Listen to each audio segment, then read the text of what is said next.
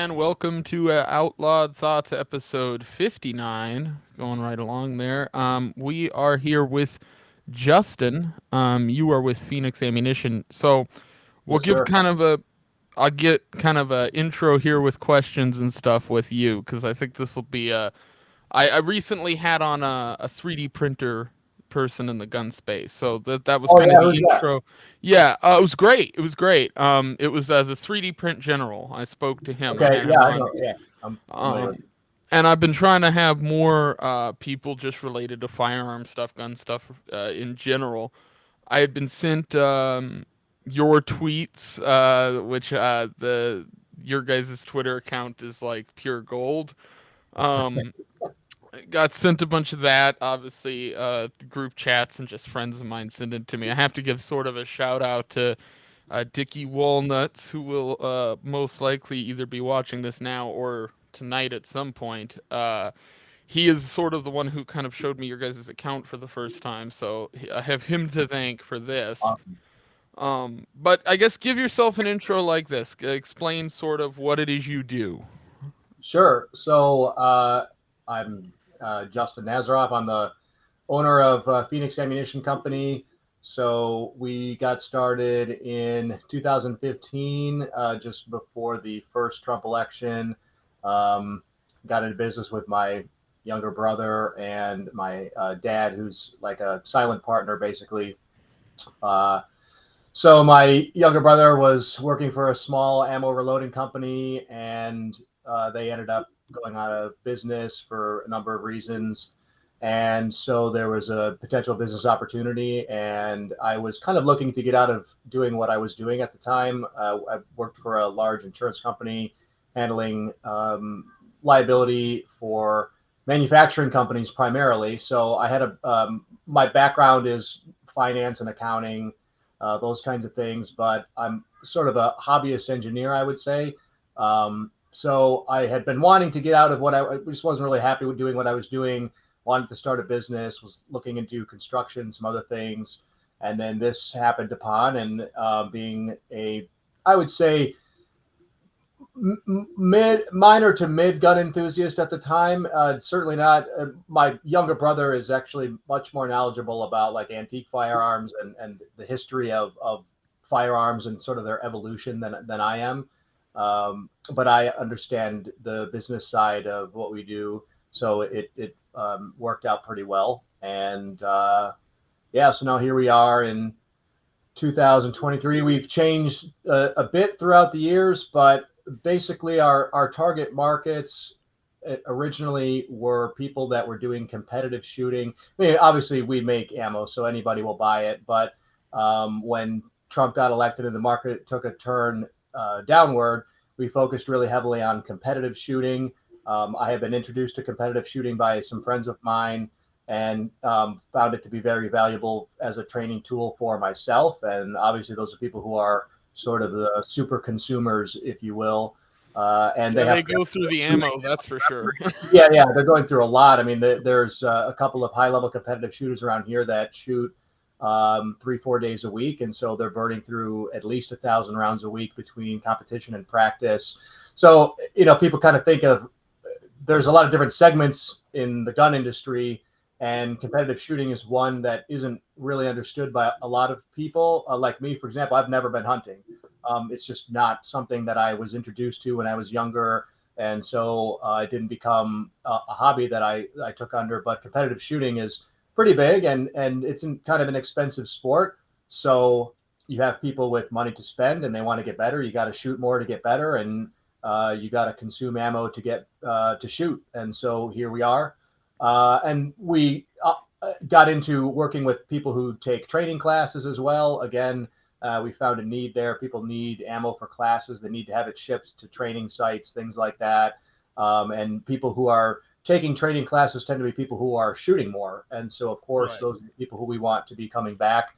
I wanted to build a business model around return customers. One thing I found right away in the industry is, especially with ammo being a commodity product, people are pretty brand disloyal. So you go to especially if you shoot at indoor ranges, you go to the range, they give you a 50 round box of ammo, you're probably going to buy whatever's cheapest.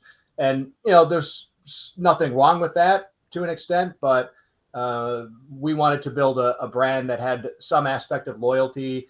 And so then that kind of evolved to where we are now, which is trying to be political to a degree, but I wouldn't even say really political, just being honest about what we believe in as people who work for the company. And that's reflected through our marketing and our Twitter.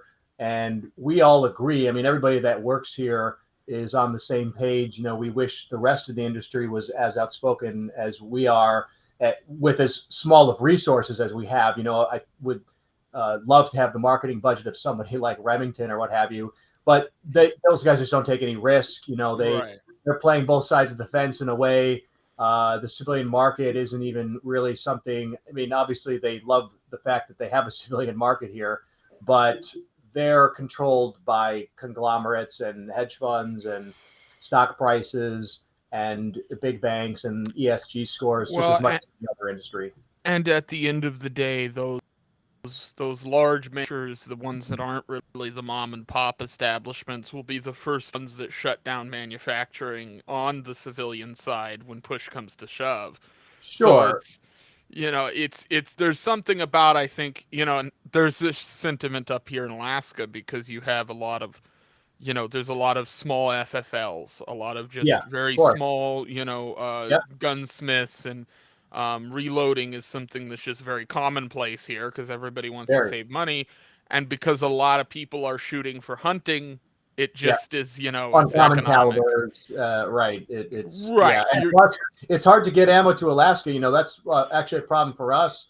Almost We're a dead 100% of zone. our, yeah, almost 100% of our business is now through our website, and the problem is we can't ship by UPS ground to Alaska, and ammo can only be shipped by ground. So it actually sucks because you know No, Alaska's got a it's a healthy gun owning population. I'd love to ship there, but it's a huge downside to living up here because it makes getting ammunition harder, and it makes the prices on ammunition yeah, they're higher because insanely expensive, right? most people are buying their ammo in this state from someplace like Sportsman's Warehouse, Right. and so you're paying an automatic premium on everything you're buying, on top of that the prices are just higher because they Yeah. can charge higher because of the Transportation and shipping cost logistics, on their and end. yeah, I mean, there are some legit reasons that everything in Alaska is more Yeah. expensive because of the logistics issues, but certainly, yeah, they can kind of do whatever they want. Yeah, it sucks. Yeah, it's and like Walmart and other box stores stopped stocking a lot of that stuff, and what a lot of people, the lower 48, they go, yeah, but there's other the gun stores, but the reality is, like, in this state, like, most of these towns have like a pawn shop or a gun shop, Right. and that's just what they have to service the whole area. In my town, we got 2,000 people. We have one FFL, and that guy, he sells like very specific guns that he keeps in stock. And Right. then we have the Fish House, which is a place down here that sells like fishing goods, and they have a little gun section. They've got, like, Yeah. your basic stuff. But ammunition, like, for instance, right now, if I needed 9 millimeter ammo, I needed something for my 44 Magnum, something along those lines. It isn't available. Like, I'd have to be driving 200 miles to go find a shop that has it in stock. Wow. Yeah, that's tough, and especially not in bulk, right? I mean, Right. you Well, got yeah, to and then you're do talking a yeah. couple boxes. Yeah. Yep. And that's exactly why, we got into competitive shooting, targeting that market is, they want, particularly 9 millimeter, they want the heaviest bullet because it has the least amount of velocity and it has Right. a lot less slide movement. And that's just not something that you can find, even if you have a Yeah. Walmart with a good ammo shelf that's got a bunch You of can have all rounds. the sportsmen's in the world. You ain't gonna find it. Yeah. You're probably not going to find low recoil 147 grain the night before the match or the day of, or even a couple days before. So Well, and that's where we kind of found our bones, and yeah, it's worked out well. We've changed as time has gone on. We've focused on what we think we can do, and we've tried to ignore the things that we can't do or the things that just aren't productive uses of our time, like revolver calibers, for example. when we first got started. I mean, for the first 2 years in business, we went to a gun show literally every weekend. I mean, I'm talking every single weekend except for um, like maybe Christmas, but even New Year's there was a gun show, and we were there New Year's, Eve and New Year's morning sometimes. So in those instances, yeah, like we did sell a good amount of revolver, 45 Colt, 44 Magnum, those kinds of things, 38 Special. But then as we went more online, and those aren't calibers used in competitive shooting, they're really not calibers people even train with. I mean, I have personally attended more than 40, probably close to 50 8-hour training classes with various companies, Cogworks, Haley Strategic, MDFI training here in Michigan, Fieldcraft Survival. I've trained with literally everybody. And I think I've seen maybe 3 or 4 revolvers in all of those training classes that I've ever taken. And the So, funny thing about that is when you think about how many people carry like a J-frame revolver as their concealed carry, and you're like, man, fucking nobody's training with these things in classes. Like that's probably not a well, good you sign. But know, my 2 cents in that, it's funny, uh, I've talked about on this show a few times, and I mentioned this with the 3D Print General, and I had him on, but I'm sort of a gun minority in a sense because of where I'm at in Alaska, like everybody carries. You're not just really caring for like human protection. You're caring oh for sure, like yeah, you got bears, moose, that animals kind of for thing. sure. Yeah, hundred So percent. my most common carry is a Ruger Blackhawk, which everybody is like, That's a well, fucking hell of a daily carry. and that's because that's like I've shot it over and over and over again since I was very young. It Yeah, was like that sure. was the bear Yeah, gun. So it was you know like, very well. Yeah. I just that when I went into like actually daily carrying and stuff. I mean, I have small frame like 380s, 9 millimeters, things like that, but Yeah. 9 times out of 10, I'm grabbing that just because they're not the I mean, most efficient rounds. it's gonna 44 work. Magnum That's has the its truth. issues, but I'm still love the idea of like I have the confidence of knowing whatever I point that thing at is getting a lot of hit Oh behind yeah. it. You might, if you thinking about a magazine fed pistol, you might look at a 10 millimeter. We sell a lot of 10 Yeah, I millimeter, I and there's had a lot of guys the who carry like Glock. 120 for that reason. I had the Glock 21 or Glock 20, 21. and Yeah, then yeah. I had so funny story. I had one that was in the bottom of a stove. I had a buddy of mine who left his cabin, Classic. and went on a vacation to Hawaii, went to enjoy the warm weather, and before he left, he wanted to store his guns, and so he had a padlock that he had on his old stove, and he put his Glock in his 45 Glock, so it would have Yeah. been the 20 or 21, whichever. 20. Yeah. 20. Yeah. Yeah. Yeah. I think, 20. He stuck it in the bottom like pan part of the stove, and locked the padlock. Got home from vacation, took the padlock off, forgot to take the gun out of the bottom, and was lucky he did not have ammunition in it, but he did turn the oven on, and so the whole frame of the Glock like melted No. into itself.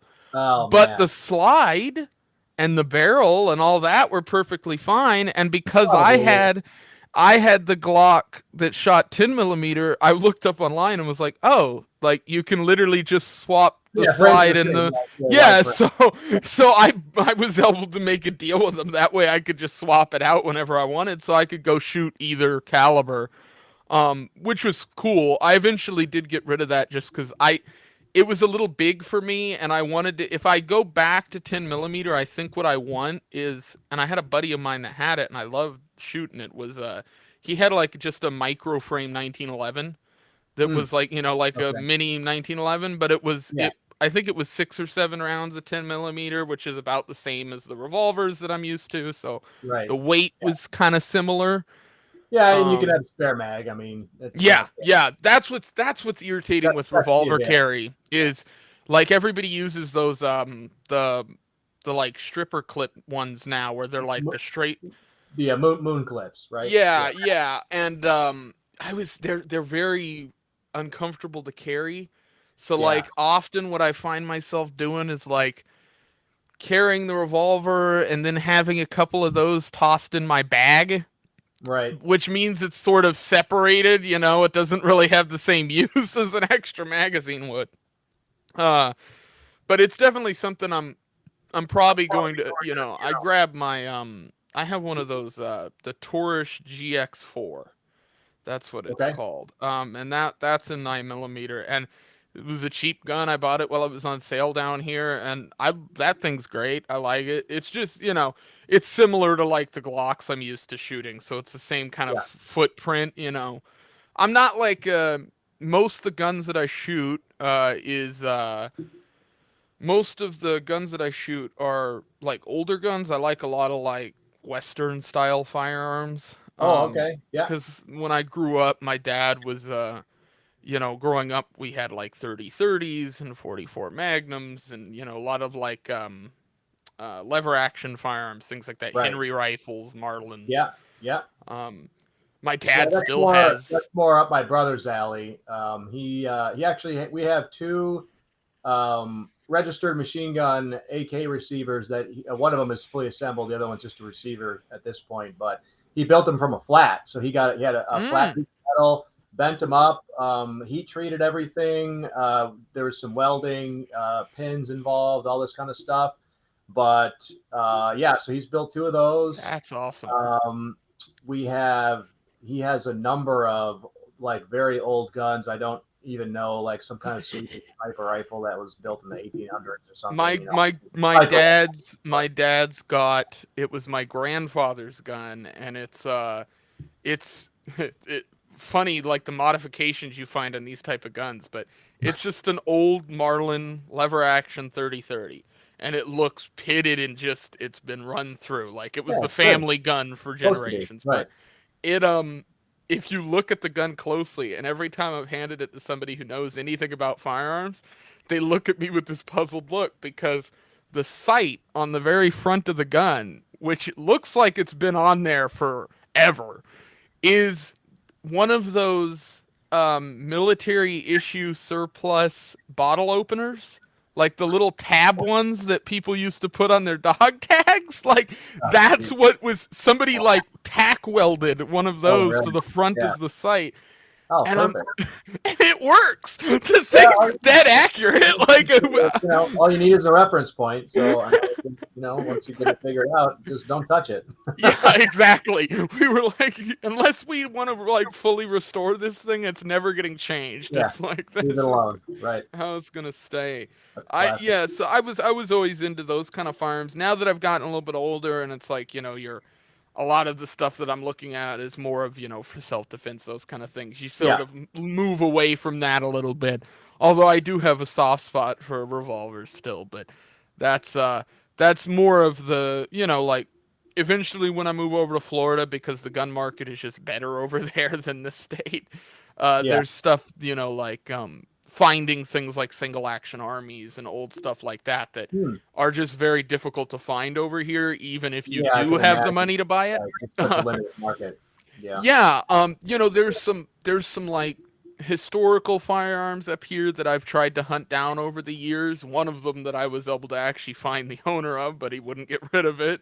Because there were like some old cowboys and figures like that in Alaska that, the most famous being this guy named Soapy Smith, who came up here like during the Klondike days and was like running rackets on people, Hmm. and eventually he ended up in a town called Skagway over here, and they formed what is called a Council of 101, which back in the day was like sort of minor speak for if these people vote to just kick you out of the town, they're going to do it.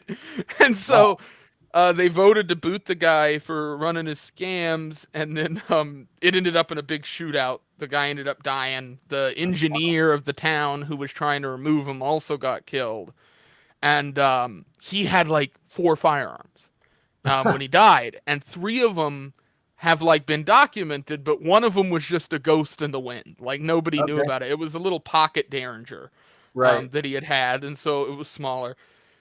It ended up being that what had happened was the guy who was doing the body teching, like taking care of the body and cremating and all that with the mortuary, he You ended up stole with it. it, and he gave it to like one of his family members. That got passed down, It ended up being in Ohio, in Wow. some random guy's estate, which is random. But there's so many of that stuff where it's like I find like old stories, and I'm like, I wonder what happened to that gun.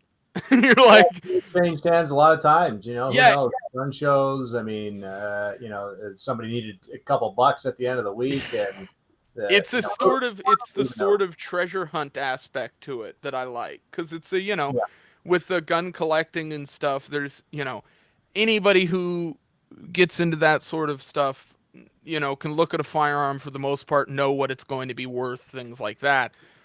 There's something different about that though, because now you're hunting something historical. You know, the person who has it may or may not have any idea what they have. There's that stuff sure. that comes into it. I know a guy used to live over in Colorado, and that's sort of where my fascination for that kind of stuff came from, because he used to be sort of like he would go to all these gun shows, and then he would create like a list of all these different firearms that people at the shows were looking for, almost Right. like a email list sort of thing back in like the 80s. And he wrote like this book I have that's about like his stories of him going and finding the provenance behind all these firearms and trying to Hmm. track them down. And it's a lot of like the old days, because in the 80s everybody wanted like single action army revolvers. It was like big resurgence of the western gun stuff, Sure. those style firearms. And so he was like getting paid absolutely insane amount of money by these like businessmen in random states to go hunt down like this gun was owned by a sheriff who was known in Texas, and like we want you to go find this firearm. And so Wow. he would talk to me all the time back then about how you would have to go through all these books, and then you'd have to go through all the trade show documents and contact all the people that worked at the individual shops and things. And Sure. now Yeah, it's it's just like people finding expensive antiques, or people in the yeah. car world are like that with Mustang chassis and things. They want matching numbers, or this person owned it, and so yeah, it makes it quite valuable. Yeah, there's a lot of that in the gun world. Like I said, my brother's a little bit more into that than me, but the first time that I remember actually thinking, well, this is actually pretty cool, was I got a couple of M1 Garands from my ex-father-in-law. And so then you start like looking at, okay, well, this one says Springfield, and one of them was an International Harvester. And I'm like, oh, that's kind of weird. International Harvester made guns. That's crazy. And so then you get into it. You're like, wow, well, yeah, during World War II, everybody was making Yeah. guns. There are All M1 hands on Garands deck. made by IBM. And Yeah. so that was my little dabble into sort of historical guns, and those really aren't even that old. But I Well, just like thought it was I amazing have a to Sears think and about. Roebuck Yeah, Sears and Roebuck. gun Yeah, we have a that's Sears and Roebuck shotgun that it's not worth anything, but no, that's what's it's funny cool about to it. say though. Like It's mine is a Ted Williams, named after the race car driver, because they were just slapping people's names that Ted, would be Ted Williams. You said? I think it was Ted Williams. I gotta Well, check. sure, wasn't the baseball player Ted Williams? Oh, that's what it is. That's what it Yeah, is. yeah, yeah, That's what it was. It was baseball. So that yeah. guy like sponsored a line of firearms for Sears and Roebuck, That's and then amazing. they contacted a bunch of different gun manufacturers. So I have a Model 100, which is actually just a Model 94 3030. It's Okay. literally made by the same manufacturer and everything, Yeah. and then they just sold it to Sears and Roebuck, and they Yeah. just printed the new Yep. name on it. Yeah. I mean, And that's pretty common. Yeah, for sure. yeah. And the price, like it's funny because even though it's like online, you can check the same manufacturing equipment, everything, they're still like 30-40% cheaper than the one that says the name brand on it. Right. Which, Right. if you're buying it for just hunting and stuff, like Okay. Yeah. Right. you might as well save some cash. It's funny that I'll have to look into that, because that's pretty interesting. But yeah, to think about Ted Williams putting his name on a gun, right? I mean, because like Ted Williams at the time was, I don't know who you would compare him to today, and I'm not a huge base like Mike Trout, or like LeBron James or Yeah, something it like was that. like So up like there. Yeah. imagine one of those guys advertising for Winchester or Yeah. Glock. Like it This would is just the never this is fucking the happen. And you Glock think 20 sponsored by Larry Bird. exactly right. Yeah, I mean, well, maybe I mean, like I would say that would be like the last era. Larry Bird would be like the last era where that would even be theoretically Yeah, possible. you're not wrong. Yeah. Nowadays, there's just no way. It's absolutely impossible. So what does that tell you about society? You can't even picture a top athlete having literally anything to do with firearms. Um, Yeah. Oh and God, no, that'd be a death sentence in the media. You couldn't touch it. for sure, right? Yeah. And that's the problem, and that's kind of coming like full circle back to our Twitter and things like that. That was something that we figured out was okay. We're in this industry, and this really dawned on me the most during the pandemic situation where we're never going to shut down. I mean, I didn't care what they said, or more or less, unless they had roadblocks between my house and the factory. Like I was going to work. I wasn't going to listen to any of that bullshit. But it was obvious that most other people were kind of being forced to do that. Restaurants, things like that. And even gun ranges. Like there was a while in Michigan where they were debating whether or not gun ranges could stay open, and I just thought to myself, like, this is really. Oh, so and then a few months into the pandemic, um, we ended up getting a fine from our health department because we weren't following the mask wearing stuff in the factory, and we had a police officer come in and got an anonymous tip and served this complaint, and we got fined. And so then at that point I thought, like, we already had a pretty good Twitter at that point, but I realized, okay, here I am in the gun industry, like the one industry that should be able to say no, Yeah. right? I mean, if there's any industry that can just be like, you know what, guys, we're not going to do that. And we're the gun industry. So we've got all these guns. And like, what are you going to do about it? But I realized that we just never do that as an industry. And I'm thinking to myself, like, this is crazy. If we're not going to do it, then nobody else is going to do it. And so, in some small fashion, like I have to push back against this. I don't want to make myself a target per se. I don't want to go out and force anybody else to do these things or do anything like massively egregious. But like, I'm not going to close down, and we're going to follow what we think are the safety procedures that we think are worth following. And like, what are they going to do about it?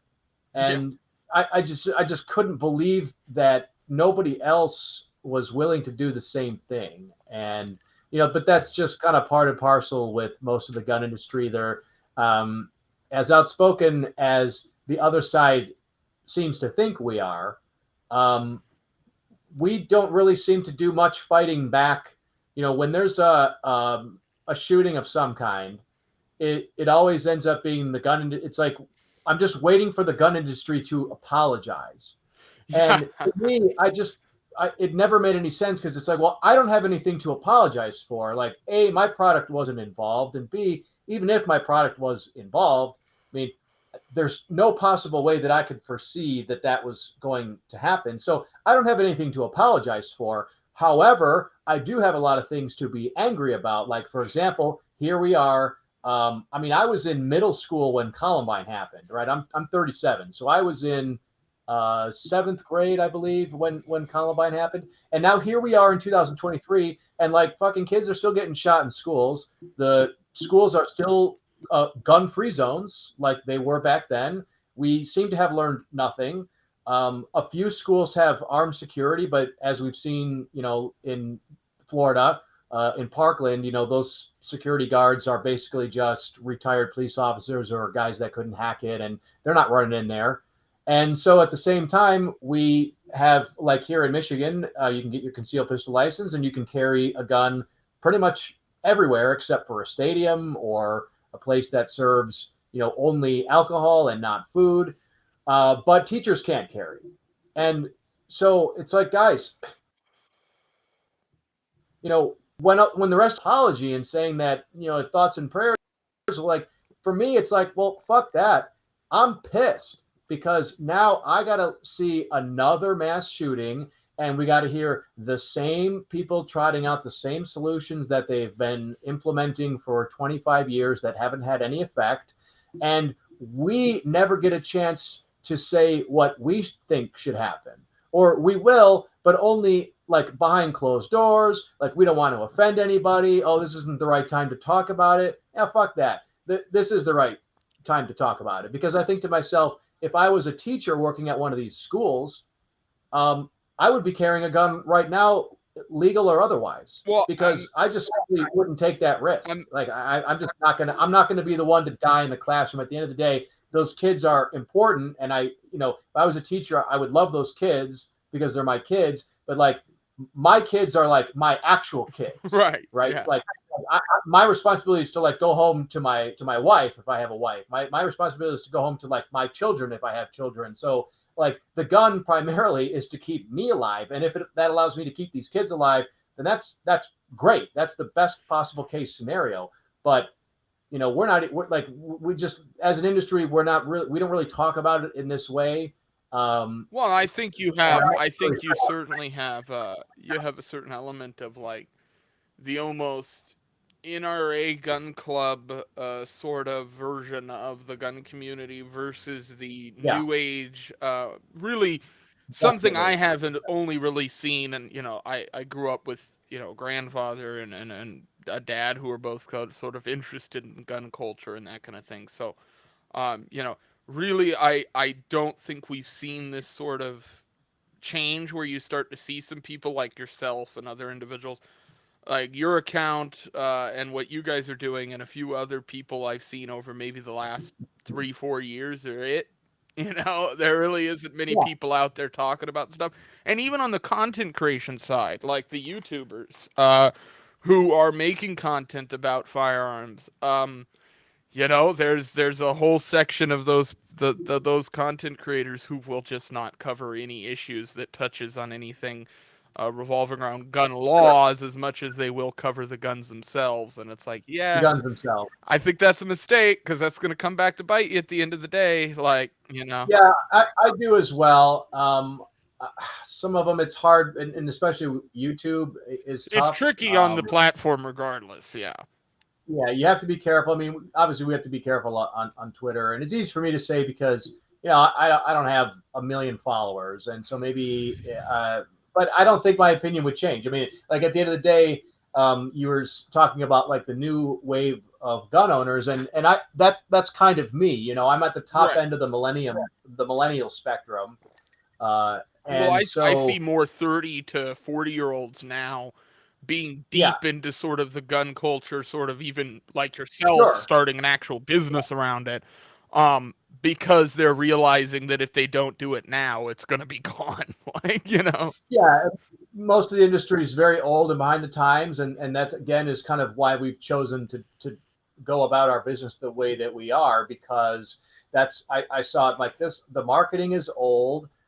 These guys are afraid to say, like, they're afraid to address this whole segment of the industry, which is, again, like for me, I shot guns as a Cub Scout. That was like my first interaction with guns. My parents weren't gun owners. It's not that they were against guns, just that it just wasn't something that they did growing up. They didn't go hunting, and so that kind of just is what it is. Like, if your parents aren't into guns, you're probably not going to have much exposure to it outside of Boy Scouts or some kind of a summer camp type thing. So that was my interaction with guns up until the point where I could legally buy one. And so I bought one because I was working for this insurance company. I was spending most of my time in downtown Detroit, which was far worse back 10 years ago than it is now. It's still bad outside of the immediate downtown area. And I'm starting to date. I've got an apartment. I'm living on my own. And I mean, I've been wrestling since I was 12. I wrestled in college. I have a black belt in Brazilian Jiu-Jitsu. Like, I have, I'm a literal expert in hand-to-hand combat. And that even more cemented the idea to me that there are certain problems that you cannot solve with your hands. There are certain problems that are gun problems. And so I should probably get a gun and start to learn how to use this thing. And I need to get my permit. And So that was my first my introduction to the gun industry was pretty much I'm here for self-defense, and I have a bunch of other hobbies. I don't have time to learn how to hunt, and I don't have time to respect it in the way that I think it should be respected, but I do not want to die. Yeah, Right. right. So I do need to like learn how to shoot a pistol. I need to learn how to get around in the dark. I need to learn how to use a weapon light. I need to learn all these different techniques that are extremely applicable to home self-defense, that maybe aren't really applicable for much else outside that, but like that's what I'm here Well, for. like, So I being where I'm at, I've had a little bit, a little experience with hunting and things like that. But I will say, most people I've met who can do any kind of decent target shooting, that the kind of just repetitive action, especially if you're doing it with rounds that are larger that you're going to use for hunting. Uh, Most people who hunt these days that I know who are in their, like, 30s, 40s, 50s, they're not hunting all the time. Most of them, like, obviously with the season stuff over here, they're going out, maybe once a year or so. Most of those guys aren't practicing shooting all that often, other than in literally between, in their right? backyard with their targets. Like, Sure. Yeah. it's pretty marginal stuff. Like, I think a lot of it depends on what type of firearm they're shooting. Obviously, if you're somebody that's shot, competitive stuff, so you've shot a lot of competitive, pistols, things like that. Maybe you've done like the competitive Western shooting, stuff like that. Um, then it's a little bit harder of a transition, I think, because it's a lot of closer range stuff. It's not as much of the same thing. But Yeah. once you're even just used to plinking with targets, you can Oh, learn to sure. hunt. And it's Oh one of yeah, yeah. those It's things not. where It's everybody should at least know how to at least shoot well, sure, because sure, that's sure, something sure. where it's like, yeah, if all the shit hits the fan, you've got. Oh yeah, you got to know how. Yeah, 100%. I mean, I'm adept enough with a rifle. I mean, I've shot animals. You Yeah, know, I mean, I've done critter control around my house and on all those kinds of yeah. things. For me, I have a lot of friends who hunt, and so for me, it was, I just know that with competitive pistol shooting and like jujitsu and weightlifting, I like working on Time my house. sucks. Like yeah, I've got all these different time sucks.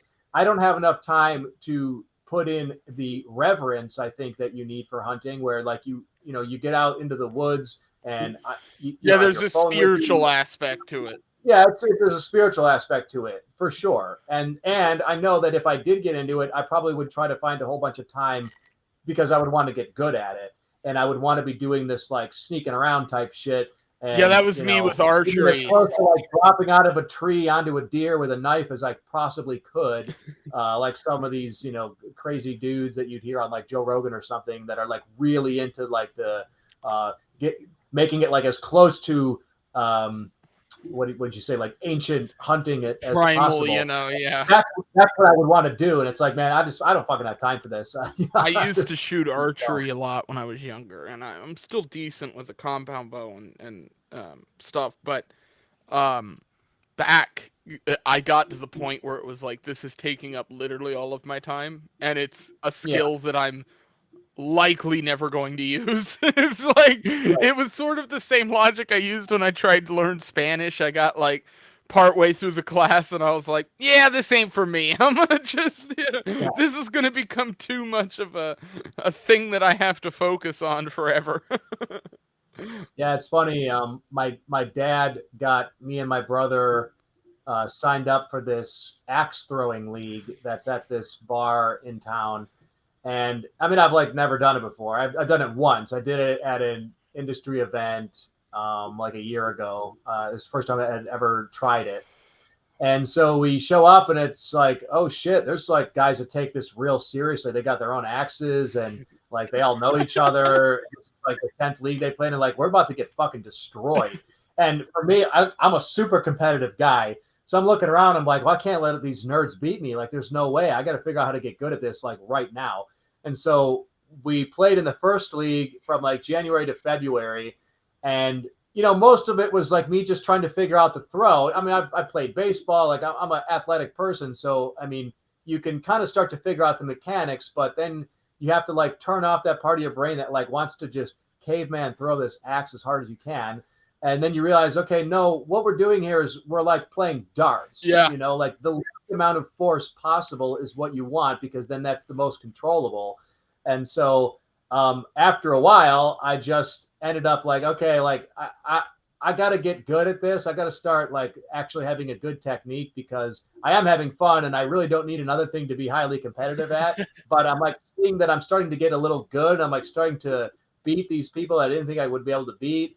And it's like, fuck, now I got another thing I got to get good at. Damn it. Like I got to find time to practice now. And There's a food truck down here, and next to the food truck in my little town, they set up an axe throwing thing, and it became pretty popular for a bit. I did it like once or twice. I was horrible at it, and there was a guy there that I was watching doing it, and I came to sort of that same darts conclusion because he yeah, was nailing it, and every time he'd throw it, I was like, oh, he's doing that really slow, and he's focusing more on the spin of it than yeah. anything else. Like, Exactly. Yep. Yep. You got to get the rotation right. And it's like about efficiency and eliminating. But it's actually very similar. So I shoot two different kinds of pistol competitions. I shoot USPSA, US Practical Shooting Association. That's like one rule set.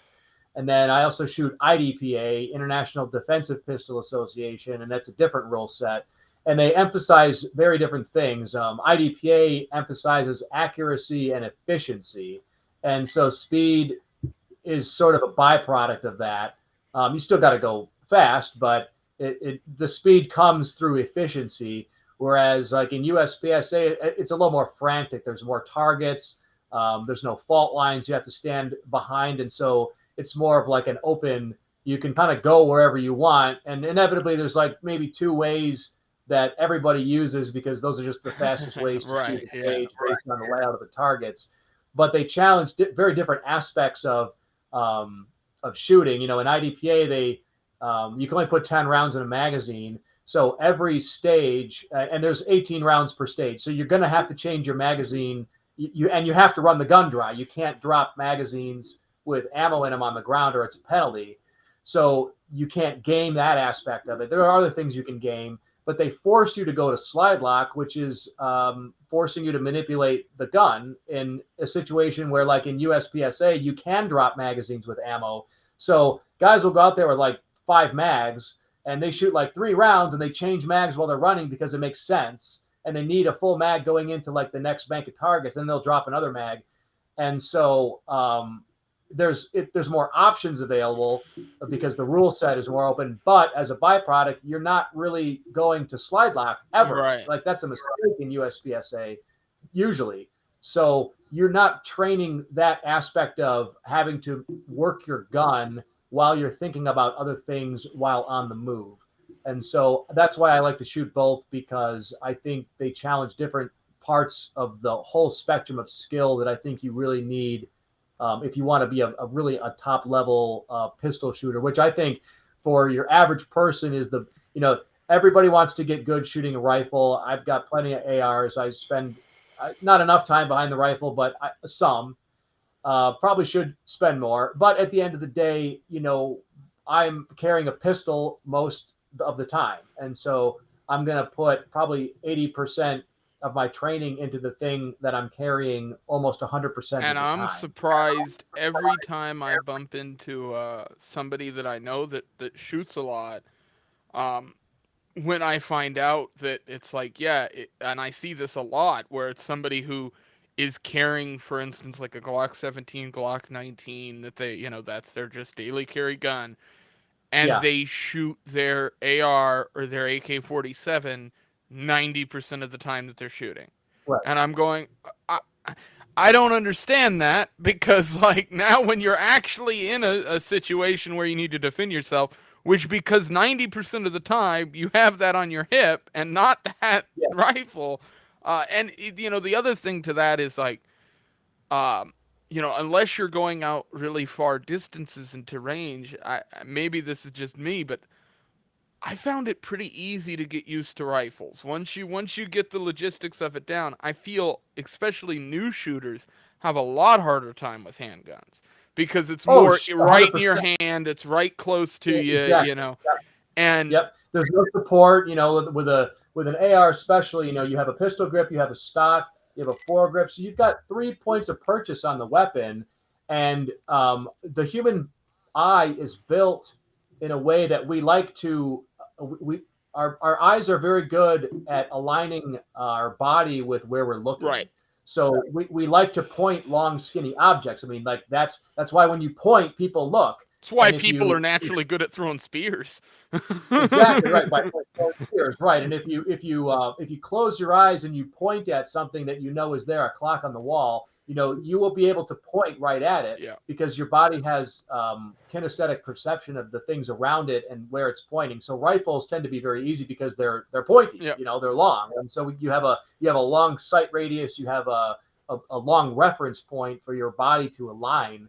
But pistols, you have just your hands. Yeah. They're floating, and in between your hands and the gun, you have your wrists, you have your elbows, and you have your shoulders. So you have a lot of degrees of freedom in the movement that you don't really have as much with a rifle. And so I think it is. I think it's very. I know some very, very good rifle shooters, guys that are top class precision rifle shooters that are not very good pistol shooters. Yeah, I've And seen that even with like certain YouTubers back in the day when I was first watching gun content. You would even see it there where there were guys that were clearly like, ex-military. They were used to training with yeah, like their M16 or something along those lines, and that's what they continued to train with. And then they would do a review of a handgun, and you see them putting rounds down range, and you're like, "Oh, yeah, you're nowhere near as natural here as you normally are. Like sure. you're sort of out of your Yeah, element." and that's the funny thing is, especially in the training world, you do kind of have to be careful. I recommend people go out and train as much as they possibly can. But obviously, if you don't have an unlimited budget, you want to spend your dollars where you're getting the most value. And so often you'll see instructors that have a huge list of credentials, but are those credentials relevant to what you are going to be doing, right? So is this super X door kicker SF dude? He's probably not touched his pistol all that often. He's probably a fucking awesome rifle shooter, and I'm sure he's a competent pistol shooter. But again, like I would rather take a pistol class from a Grandmaster USPSA shooter than I would that particular guy if that's really what I wanted. Now, are there other things you're going to learn from the SF guy that you might want to know? And it's part of the camaraderie and the storytelling and all that. Like, yeah, sure. I love that as much as any guy. But you definitely have to think about, like, what skills are you taking? I mean, Right. again, like it's just you in your house with this handgun. You don't have a team of guys behind you. You don't have a bunch of fragmentation grenades, satchel charges. You don't have a drone overhead. Yeah. You don't have to do with a ballistic shield standing behind you. So like all those room clearings that he did in Afghanistan, yeah, dude, that's fucking awesome. And I would love to pick your brain and hear all this shit. But like, you can't clear your house when you hear something go bump in your kitchen downstairs the way that he clears houses in Well, Afghanistan. it's sort of the So, same. Brandon Herrera, he's talked about this before because he uses his like bedside firearm is suppressed. It's like I think it was oh yeah, MP5 or something like that, but he has it suppressed, and he yeah, was talking about the fact that like most people who own guns, who have these like bedside guns that are going to be the firearm they reach for if somebody is at their door breaking in or somebody's in their home, they're just like a 9mm handgun unsuppressed. Like you start blasting that thing in your house and you're it'll not be gonna fucking have wild. ears. Like Yeah. Oh yeah. you're gonna be rattled. So Oh yeah. Someone who's fired a firearm in a home without hearing protection on, it fucking yeah, sucks. And I fired it's 9mm. I've never done anything bigger than that, but I fired 9mm indoors and in a like cabin, and it's it's not brutal. it's terrible. Yeah. Like, Yeah, I agree. I mean, I have a suppressor. I've got a rifle in my bedroom that's got a suppressor. I've got a pistol that's got a suppressor. It's nothing crazy. There's a company actually here in Michigan called GSL Technology, makes a really good suppressor. It looks like a keychain, and it's about the Oh, you size know of a keychain. what? I've seen that on a YouTube short. That Yeah, exact suppressor, because it was a keychain setup, and I remember seeing it and going, "That is genius!" Like, yeah. So what they did with it, it's called the pill box, and so if you unscrew it, theoretically you could put your pills in there, so like you could have an excuse to have it someplace maybe. right. But what they originally invented it for was actually for fighter pilots, so that they could put it in the pocket of their flight suit, and that way it only lasts for maybe 15 to 20 rounds. It's a wipe style, so the wipes wear out after maybe 15 to 20 rounds. But again, like for your average person in your That's house, all you like need. that's a full mag. It's You know sort of that like that's a, having your and it's only maybe 2 inches long. It adds like no weight to the barrel. There you don't even need raised sights. I shoot optics on most of my guns, but that's pretty much all. It doesn't make it unwieldy. It's like fucking awesome. Everybody should have one of That's those, the other but thing I'm not used the to laws just don't allow it. It's stupid. is shooting with sights. I now that I'm like dealing with more like modern handguns, things like that, outside of the like revolver thing, like sights are something I've never used. Like I always grew up using. We had in Model 94s with 3030s and rifles like that. They all have trapdoor like the window sights at the end, so those Yeah, round yeah, yeah. peepholes. Right. So I've been used to using those, and like I'm really good with a Model 94 because I've shot it so much. But outside of the only thing I've used with a sight on it that I really liked, I had a buddy of mine who had one of they're completely hideous, but Ruger Blackhawk makes 1,000 different models of that gun. One of them has an obscenely long barrel, and it's like a 10 or 12-inch barrel. Like, it's insane. So it's just this unwieldy thing. And I had a buddy of mine who owned one, who had like a little homestead, and he had like a shooting range. And he would set it up with like his heavy bag and then set the gun on top of that because you had to shoot it sort of from a perched position because of how long the Oh, thing was. I mean, otherwise you had to kind of hold it like a rifle almost to yeah, shoot it, right. Yeah, right on the It's barrel. pretty heavy. Shit. So he would rest it on there, and that thing was like that, one of those. It didn't make sense, those type of guns. But yeah, now that he had a sight on that, and I got used to shooting that with a Yeah, sight, and it was definitely needed for something like that. But I think now I'm like, I see all these RMR cut out like Glocks and stuff, and it's awesome to me. The idea of having like an actual red dot or something along those lines on a carry gun, and now yeah, like you can actually buy holsters that fit them properly, which is yeah. The holster market is much better. The tech. I mean, people actually downplay the technical challenge of having a piece of electronics mounted on a reciprocating slide. So people think, well, you can put an RMRs were made originally as a rifle optic, and you put them on shotguns. So like what's the problem? Well, turns out actually it's a huge problem. The slide reciprocating has a lot more energy than the recoil of a shotgun, especially when the slide is closing. oh yeah, Actually, the not even open snapback. when it closes, right?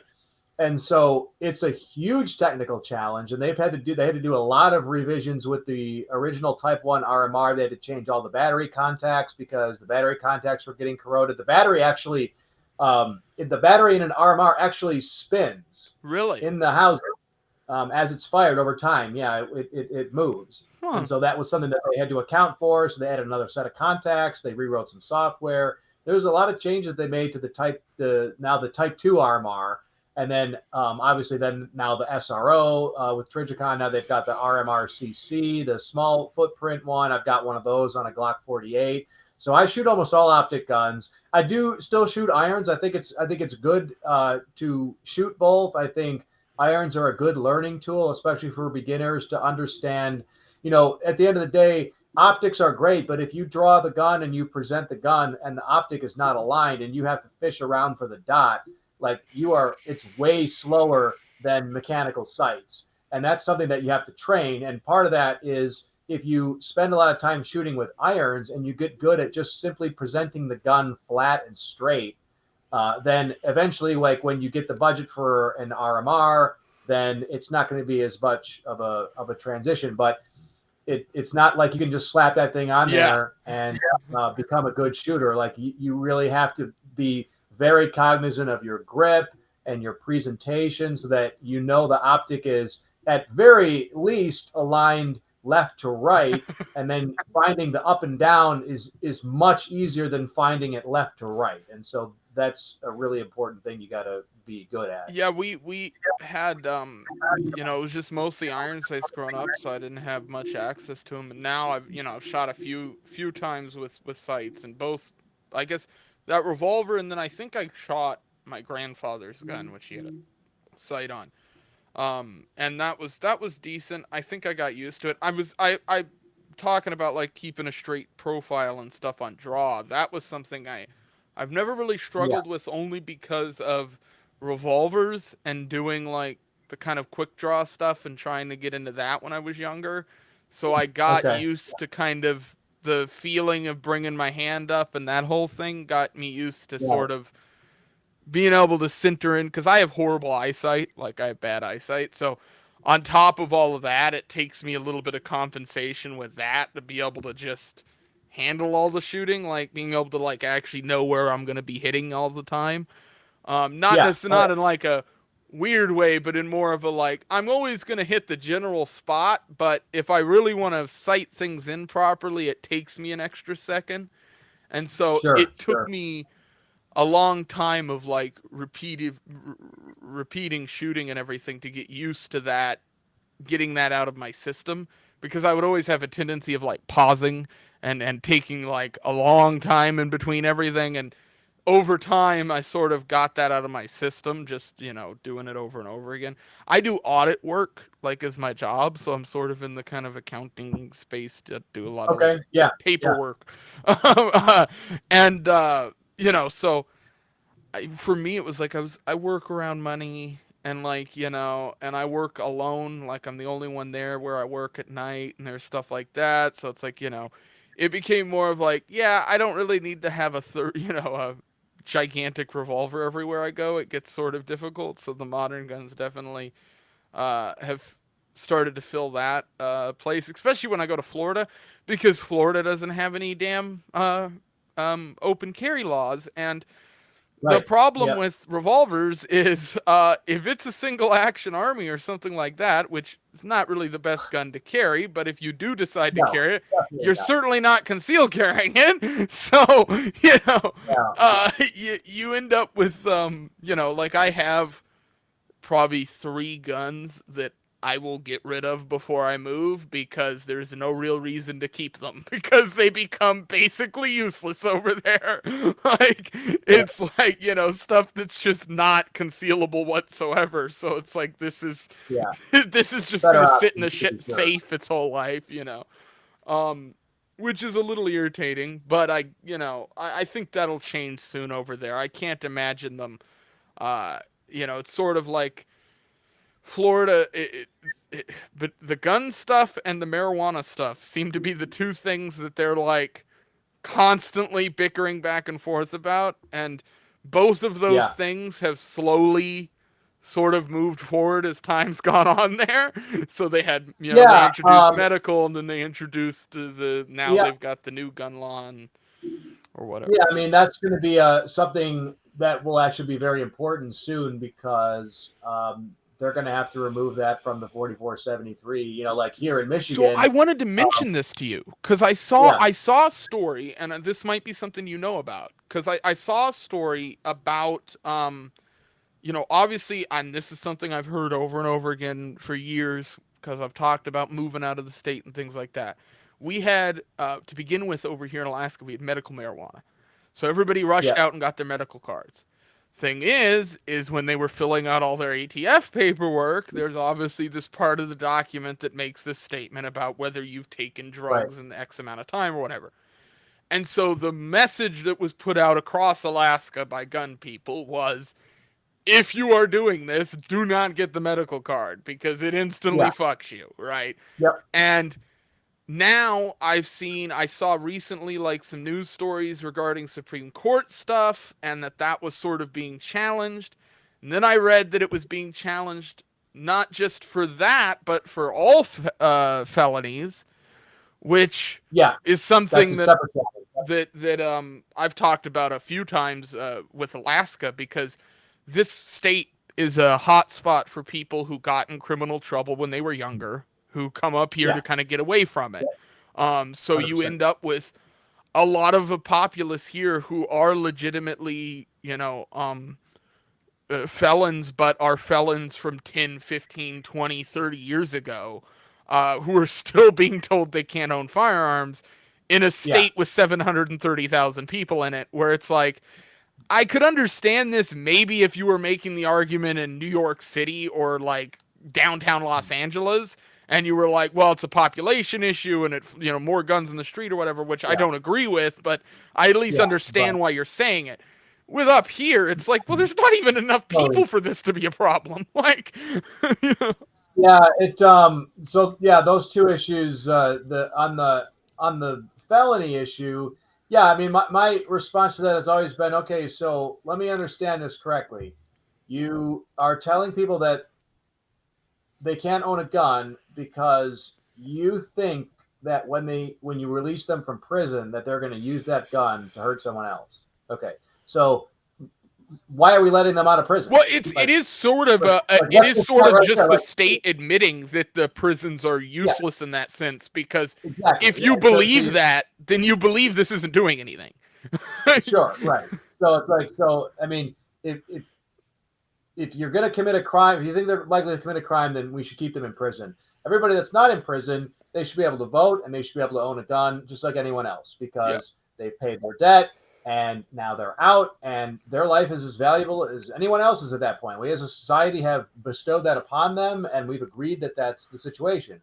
On the marijuana side, yeah. So right now, they changed the form about 2 years ago to say specifically that even if your state has legalized marijuana, yep. the federal government still says no. So, like here in Michigan, it's recreationally legal. You can go down there like you're going down to the liquor store and buy whatever the fuck you want. No That's card, how it is nothing. here Yeah. now. So, right, exactly. And so now, like, once we're going to get past the threshold where they're going to have to acknowledge that at least that needs to be removed from Schedule 1, and then it's going to allow people to at least not have to answer yes to that question for marijuana.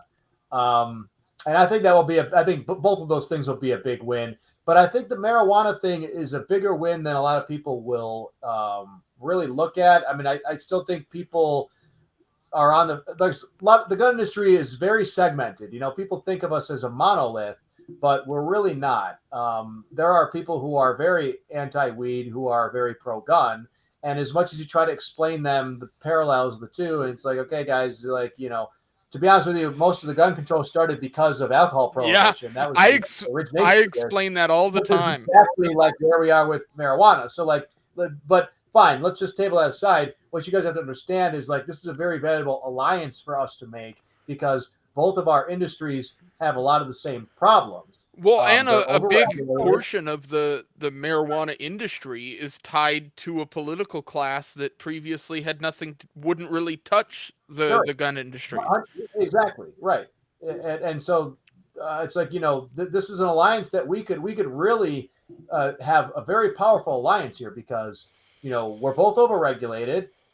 We both have issues with the federal government, and we both have issues with banks. Right. We're the gun industry is starting to have a lot of problems with accepting credit cards and working with these banks. The weed industry has always had those problems historically, and so combined, we could be a very powerful force to do something.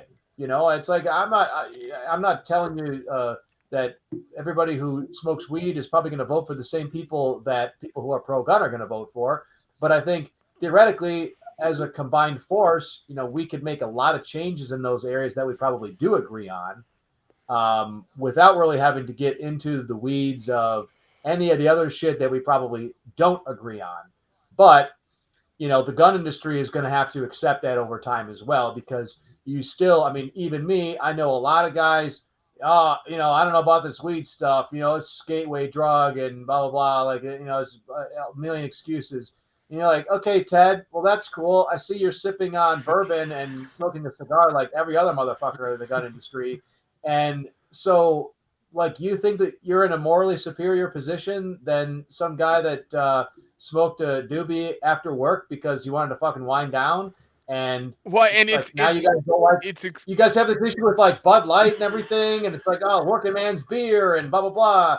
And it's like, but this guy doesn't give a fuck about any of that. He just wants to grow a couple plants and like smoke a little bit after work, and he's not gonna go get high at the gun range. Like, yeah, like okay, I don't know. yeah. It's just such I a, grew up with we're so self defeating as an industry. I hate it. I grew up with my step grandfather, and he still lives up here in Alaska, but he never had like a job. He always built homes and did woodworking and leather work, and like he made all his own black powder ammunition and did all his own reloading, and like that was just how his thing was. And uh, somebody like him, he went, served during Vietnam, got out of the military, came back over here, soured on sort of the whole war thing, like so many other people from that conflict. And he sort of just changed his outlook on stuff. He also, because of his military service, got, you know, really bad alcoholism and things like that that spurred from it. Sure. But eventually, but he was always into firearms. That was always sort of his, side passion, hobby thing. Um, and he's somebody that was like that too. Even after he got like sober from alcohol, it was like he was an old guy who served in the military, who didn't take shit from people, who never had to like work for anybody or get talked down to, like that kind of thing. You weren't going to tell that guy he couldn't come home and smoke his weed and still have Yeah, his guns. exactly. Like the idea of Yeah. that was just removed from his psyche. Like he would Ridiculous. have been Right. the first guy out there with a machine gun strapped to his hip waiting. Like that would have been, the play out of that back then. And now I look today and it's like, we, do you need the Supreme Court to tell you this? Like, it almost gets to the point where I'm like, at Yeah. some point, like, it's almost, I saw this a little bit with, I'm a libertarian and I'm in that side of things. I'm technically an ANCAP, so I don't, like, Sure. I don't want Yeah. any of the regulation stuff, but. I think I am as well, but yeah, who knows? Yeah, Something like that. but In there.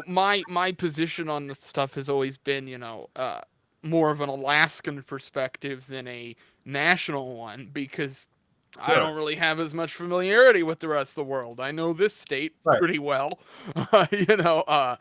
and the history of it. So I look at this place and I'm like, well, you can't tell a whole state of people whose entire existence was born out of hunting, trapping, and killing things that they can't Yeah. do that anymore. Like, it's just not going to work out. Like, and today it's like, it is sad because as time has gone on, even, me, in the last years, I've seen even this state become more and more susceptible to that stuff and more kind of loose on the way that they're talking about firearms, talking about just rights in general here.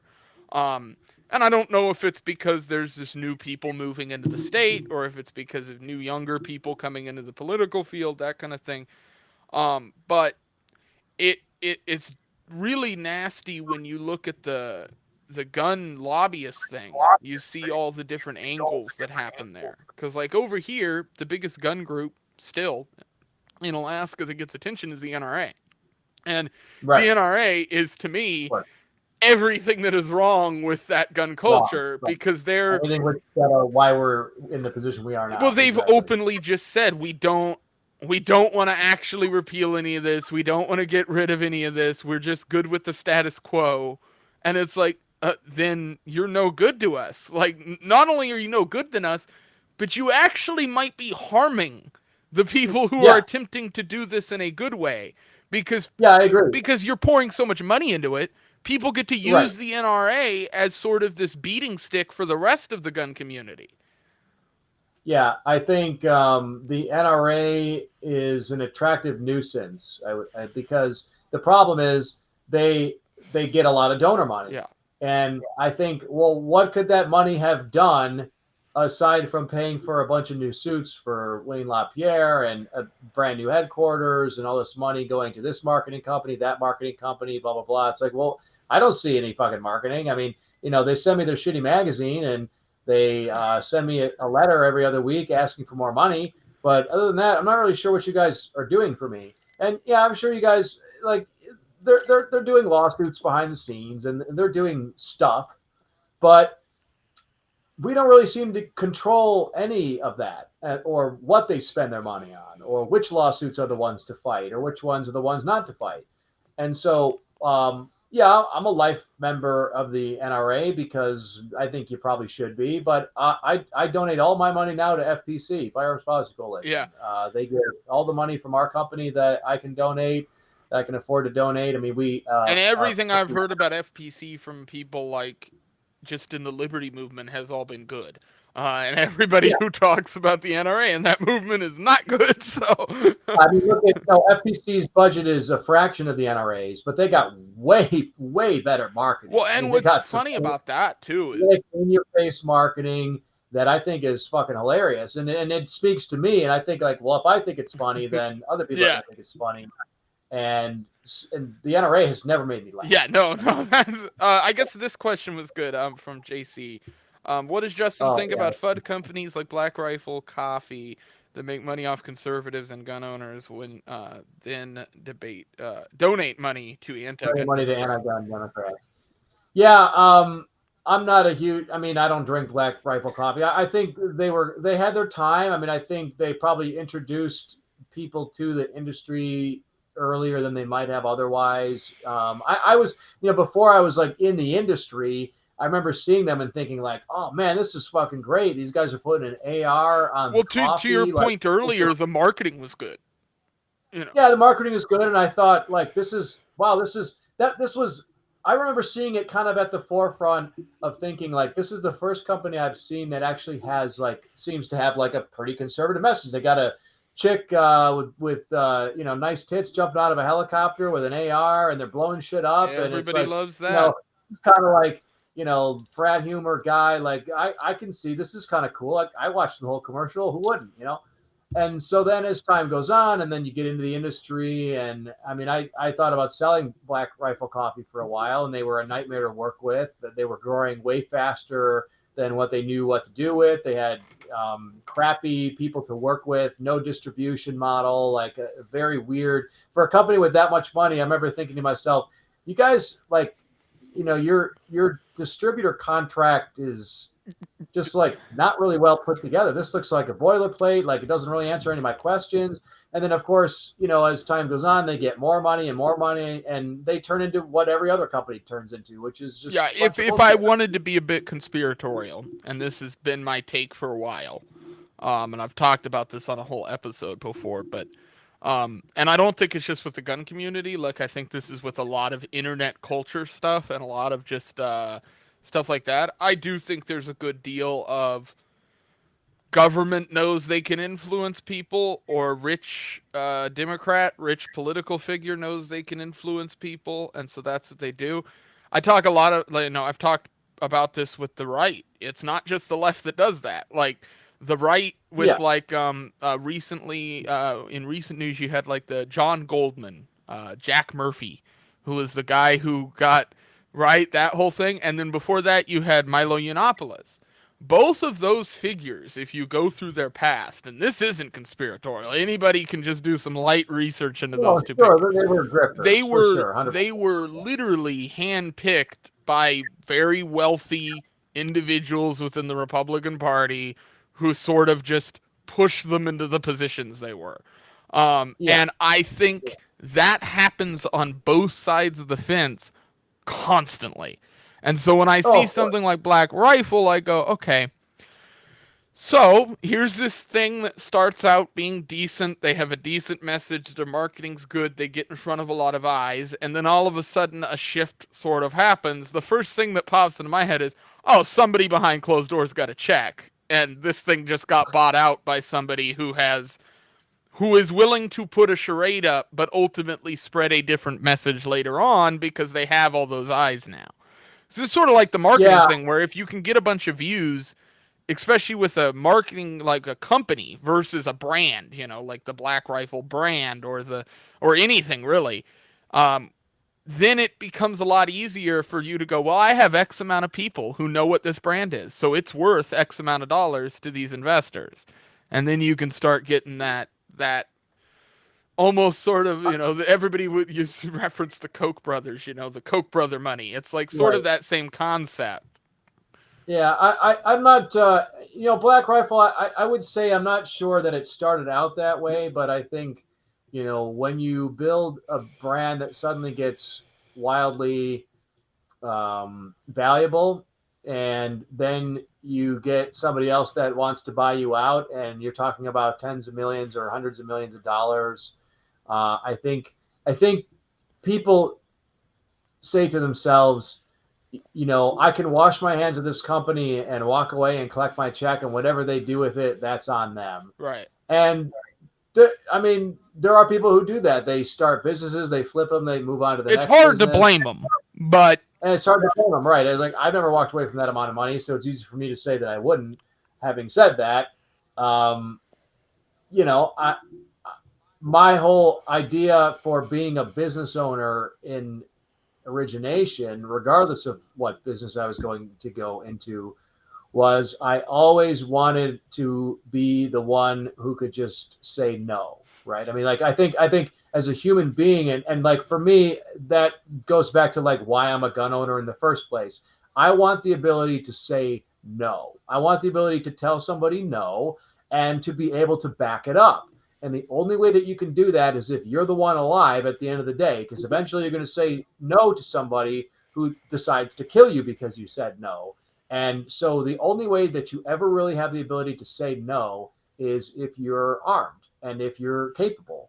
And so like going into the business world, like that to me was the allure of wanting to run your own business. Was I want to be able to say no to as many people as possible, as much as I need to be able to live happy. right. And like for me, that's going to the gym. It's working on my house, doing projects, competitive shooting, like that type of stuff. If I had $100 million, if I sold my company to, the same George Soros, just like Black Rifle did, or whatever. Whatever. I'm sure they didn't really do that, but maybe they did. But if George Soros calls me and he says, I'm going to give you $100 million for Phoenix ammo, and I say yes, like I would be doing the same stuff I'm doing now. So it's like, Uh-huh. what's the Well, why would I? it's Right? sort of the There's no reason. difference. It's sort of the differences, and that's where I think you can sort of tell, in regards to whether there is some kind of shady stuff, is the difference of the split, right? If somebody gets their business purchased and they go right back to doing the same thing, they don't change their like core beliefs, those kind of things. Then you can assume that person just said, "Hey, listen, I need the money," and that's what the thing. It was a good Yeah, I offer, got something else I'm going to right? do. But Right. when the person's taking that check and then their entire worldview seems to shift or their opinions on things seems to shift, it's like, oh no, you didn't just take a check for your business, you actually sold out. Like there's, Yeah.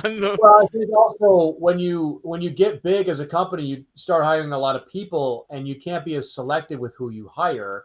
And so now, you're the CEO like of a real company. I mean, I'm a CEO of a real company in a sense. We've got 6 employees, so I do have a lot of responsibility on my shoulders. A lot of them are married with kids, several couple kids. So, um, but when you have two, three, 400 employees, that's a whole different problem. Now you've got HR departments, you have EEOC compliance, you have like all these actual federal and state level rules. And so you kind of fuck yourself when you put yourself in a position where now you have to comply with all this stuff. And now you have a big culture change at your company where not everybody is on the same page anymore. And so then even if you're the CEO, those guys, they got a board of directors. well, Like it's not we just as just easy as saw they show up this. and just, We put the hammer down. It doesn't work that way in the corporate world, the way that it works in the small, small business world, which is where like I personally plan to stay for that reason. well, we just saw that play out in a different sort of world in the media world with James O'Keefe. Like he started Yeah, exactly. this media company, built it up, put money, put effort into it, and he hired people, and those people removed him. And it's like, Yeah, right. The something culture similar changed. back in the day happened with Walt Disney. Walt Disney had the Disney Cartoon Company back in the days of the Soviet Cold War era and that shit going on. They attempted to take his company over through the unions. He kicked all the cartoonish unions out and then flipped on them to Congress and the Senate and told them all about the communists trying to come in and take over his company. He was talking about a guy named Herbert Sorrell, who's a real piece of work back from that day. And that's what created, like, you'll see in Hollywood the reference to the anti-Semitic Walt Disney, where the Family Oh Guy, yeah. used to see this in Family Guy all the time. But that whole narrative was born because he went against those unions, and because he did that, and most of those unions were run by communists, they just started making cartoons under the Disney name, trashing him, as well as a Oh bunch of wow. other stuff. And once that stuff's out there, it's like you can't really do anything about it. So, which Disney wasn't a great guy. I don't want to make that claim either, but Right. Right. Right. but Yeah. there's stuff that gets said about him that just wasn't true historically that I have talked about in the past, and that's one of them. And it's another one of those situations where he literally let those unions in the door, and as soon as they got there, they attempted to literally take his company from him. Like, they were like, "We're gonna remove you from the board of your own company, Right. and you're literally Walt Disney." So it's like that shit can happen to anybody. Like, if you open the door to it, True. I think it's just it's always going to be inevitable, especially when you're living in a politicized world where any political figure who has money can do that. An example of that is like back in the day, Gawker, which was this big magazine, right? Everybody Yep. sort of remembers that back in the day. Um, Gawker was completely demolished as a media publication because of Hulk Hogan. Hulk Hogan sued them. Hulk Hogan was broke at the time. He had no ability to sue them. His entire lawsuit was funded by Peter Thiel publicly because Hmm. Gawker had outed Peter Thiel previously for being gay.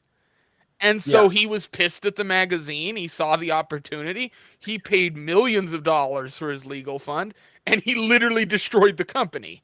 Like, Right. so it's like, it doesn't even have to be done through employees. Like, if you open yourself up, Sure. you can just get destroyed if somebody has enough Yep. money and hates you.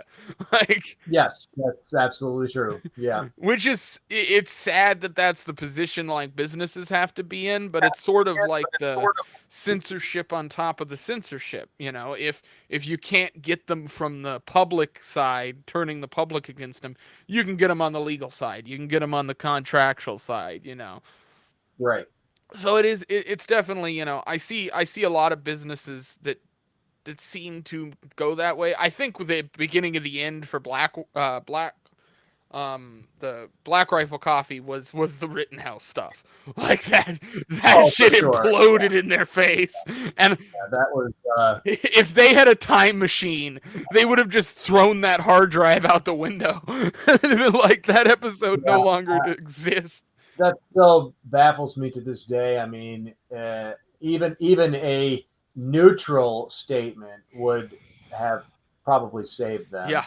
but they just went so they. I mean, there was no reason for them to go beyond that, and I just Hey, Magoo. couldn't believe. Yeah, that was such a fucking nightmare. Yeah, that was one of those ones where I was on Twitter and like active, so I watched it all play out, and I was one of the few people in my family, because my dad was like under the, he was like, I'm just gonna wait for the trial to play out, see what the result is, and I watch Rekieta Law, who's like a Yeah, lawyer. Reggae I've Law. Yeah, watched Rekieta love for him too. 3-4 years at this point. So when he said he was covering that trial, I was like, I watched every second of it. So I was Yeah, on Twitter like a walking encyclopedia, being like, no, I'm literally in the middle of covering the trial, and I've had 9 lawyers talking in my ear about it all day. Like, but when I saw the whole Blackwater or Black Rifle stuff, I keep wanting to say Blackwater because there's a band in my town called Blackwater Railroad, and it's just Freudian slipping. But when that all yeah, happened, I was on Twitter and I immediately I refreshed a tweet that was made regarding some of the stuff about Rittenhouse from one of the people, and it had 12 quote tweets and like 4 responses and like 100 likes, and I literally refreshed it 10 minutes later and it had like over 1,000 quote tweets. I was like, Oh, oh. Yeah. that's big. So that was cool. I normally do these around like an hour and a half. So if we want to Yeah. close out, we're good here.